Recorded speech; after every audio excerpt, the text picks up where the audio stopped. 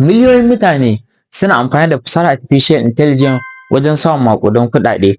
Kai kuma ka tsaya kana ta generating images da wasu abubuwa kana sharing a social media ba tare da wata manufa ba. Bari na faɗa maka, a shekarar 2024 kawai AI wato generative AI ya yi generating revenue na sama da dala biliyan 20 a dukkanin faɗin duniya. Kuma an yi projecting cewa daga nan zuwa 2030 za a samu sama da dala 136 ta yin amfani da generative AI kawai. Tambayar anan ita ce, wanne shiri kake yi domin ka fara samun kuɗi da fasahar artificial intelligence? A wannan bidiyon na zo maka da hanyoyi guda 5 wanda za su taimaka maka ka fara samun kuɗi da su ta hanyar amfani da fasahar artificial intelligence ba tare da ka sha wahala ba.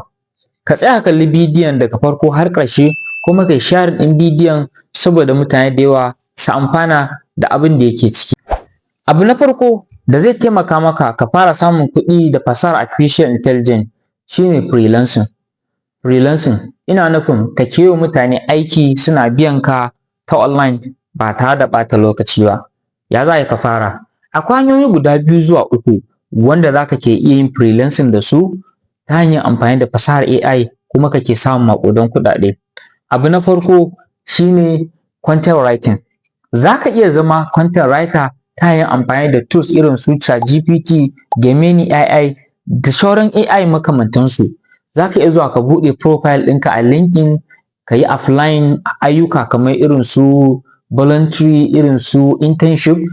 Ka je ka koyi yadda ake amfani da ChatGPT sosai. Za ka iya generating rubutu kana yin mutane blog writing, content writing, copywriting da wasu abubuwa makamancin haka kuma kai samun kuɗinka ba tare da ka sha wahala ba. Hanya ta biyu shine za ka iya zama podcast editor. Wasu mutane za su yi bidiyo mai dogon zango kuma suna so su yi converting ɗin wannan bidiyon ya koma podcast. So kai za ka yi amfani da fasahohi irin su 11 Lab, Midjourney da dai sauransu saboda ka je ka yi converting wannan bidiyon into short clips a matsayin podcast wanda zai tafi viral ka taimaka wajen promoting brand ɗinsu ba tare da sun sha wahala ba. Hanya ta uku shine za ka iya zama AI graphic designer ko kuma AI image generator. Ka koyi yadda ake generating image saboda marketing da dai sauransu. Mutane suke biyan ka kake yi musu wannan aikin kana samun kuɗi ba tare da ka sha wahala ba. To ya za idan ka koya ka yi marketing ɗin kanka har ka fara samun client? Abu na farko akwai hanyoyi guda 3. Na farko ya kasance kana da LinkedIn profile. Ka je LinkedIn profile ka yi developing profile ɗinka ka nuna ka iya. Mutane masu son services irin naka za su ke neme ka. Sannan ka je ka yi creating Fiverr ko kuma Upwork account ka ke producing ka ke nuna talent ɗinka a hankali za ka fara samun client. Sannan kuma ka ke nuna kanka a social media za ka fara samun kuɗi ba tare da ka sha wahala ba. Za ka iya zama AI video content creator wanda zai ke creating videos ma businesses, kamfanuna da sauran brands suna promoting businesses ɗinsu da kuma services ɗinsu ta hanyar amfani da wannan bidiyo ɗin da kai musu creating kai kuma suke biyan ka. Sannan a matsayinka na AI video content creator za ka iya creating faceless YouTube channel. Abin da za ka yi kawai shine ka samu niche wanda mutane suke so sai ka je platform irin su BEO3, InVideo da kuma platform makamantansu kake generating videos masu kyau wanda su attracting ɗin mutane kake ɗora a channel ɗinka har ka samu monetization YouTube ya fara zuba ma ƴan silalla account ɗinka. Kada ku manta da sharing ɗin wannan bidiyon sannan ku yi subscribing ɗin YouTube channel ɗina saboda samu ƙarfin gwiwar kawo muku videos makamancin haka. Da yawa daga cikin 'yan kasuwa yanzu suna so suke automating ɗin activities ɗinsu ta hanyar amfani da fasahar AI amma ba su san yadda za su yi ba.